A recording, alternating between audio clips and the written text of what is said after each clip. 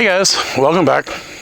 Thanks for stopping in. As you can tell by the title, this one has to do with bugging out, with sudden, unexpected, necessary dislocation. And it's a pretty involved subject, so stick around for a few minutes and we're going to start digging into it.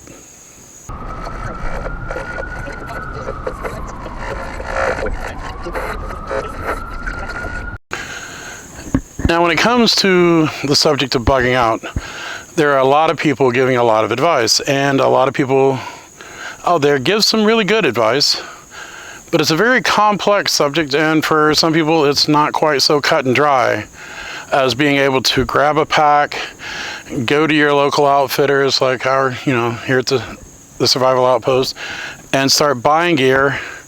And just there, it's done, and you throw it behind the seat of your truck or trunk of your car, the back of your SUV, whatever, and then you're covered. And that's just not how it goes. So this is going to be a multi-part series of videos. I'm envisioning 3 after this one. This one is going into the philosophical side of it, and I want to do one on urban, one on wilderness, and then there's going to be the one that a lot of people don't like to talk about, is the transition. Because if you're starting out in a high-rise and your goal is to end up in the woods, it takes different skill sets and different tools to effectively extricate yourself from a building with no power and traverse a deteriorated urban environment than it does to function efficiently in a wilderness environment. The tools, most of the time, aren't the same tools, but there are those that cross over. There's some great tools that can work well in the self-defense role and that sort of thing, and the repurposing role in the urban environment, and then still work for fabricating tools and utensils and processing game and what have you in a wilderness environment. So I'm going to go into that, and I will, going to go into packs, as far as, size matters. You hear that all the time, but bigger isn't always better. Sometimes smaller kits will serve you better, because if it's too big to take it with you, then it's too big to be of use to you, too big to be used effectively. So the things you have to consider is season, and the reason I put season first is it's to make the point that an effective contingency kit is modular, based on a hierarchy of needs that can change every 3 months based on the seasons.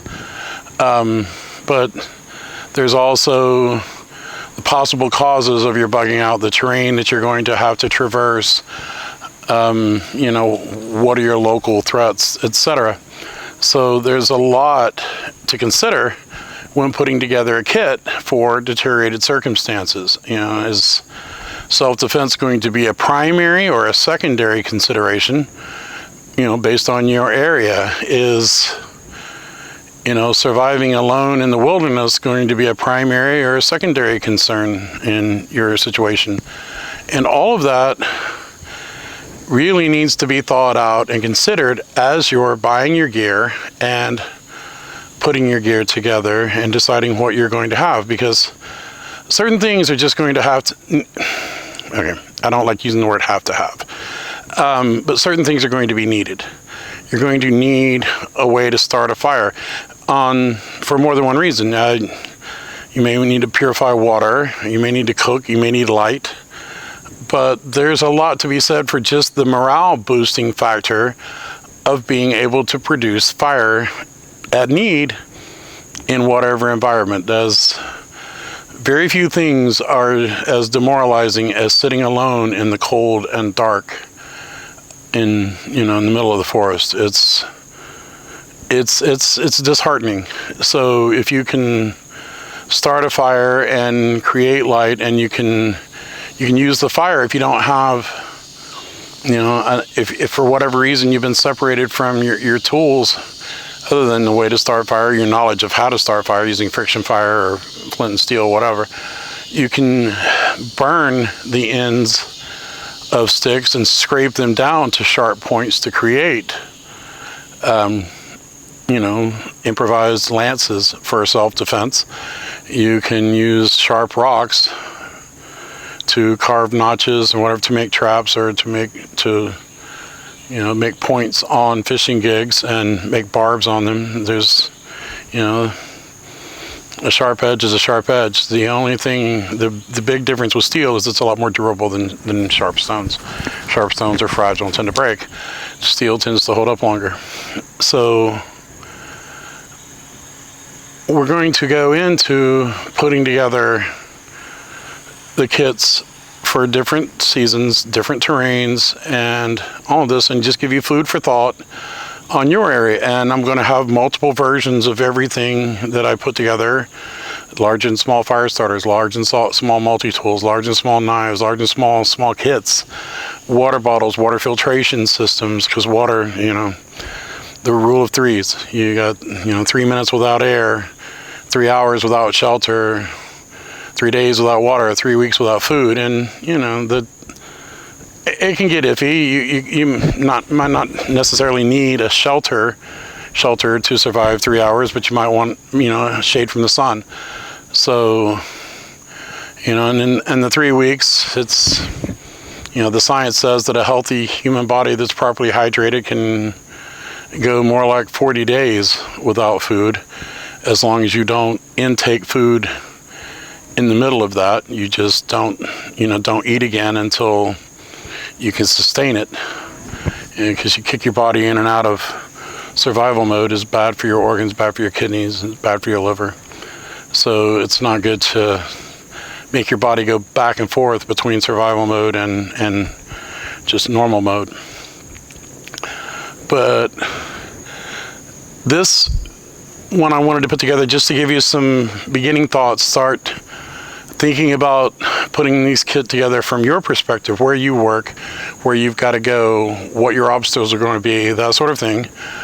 And then on the next video, I'm going to get it back in the studio and start talking about different tooling for different environments and what those tools can be used for in a deteriorated situation in an urbanized environment.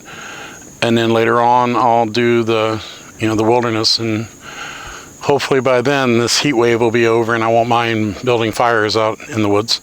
I like a nice fire in the woods, but it's not as much fun when you're sitting there sweating. The fire is just good for light. So anyways, stop in next time for part 2, because this will be part 1, how not to build a bug out bag, part 1, the philosophy of it. And it'll be part 2, part 3, and part 4. So thanks for stopping in and checking this out and seeing what we're getting into with this. I want to do more teaching than convincing on this. I don't want to convince you need to buy something. I want to teach you what you need to have, and what will do you the most good, because it comes at a premium. Space in a kit comes at a premium when you're walking, when you're on foot. If you've got a bug out bag built and you can't comfortably walk around your block with it or run from one end of your driveway to the other with it, you probably need to make some adjustments, because you may very well need to run a little short distances here and there to get out of harm's way, depending on the situation. And you may have to walk a lot more than just a block. So, take that into consideration. But tune in next time for part 2, and we'll get started into the equipment and the tooling and the thoughts and the subject of how not to build your bug out bag. Till then, you guys be blessed and just keep on keeping on and be safe out there.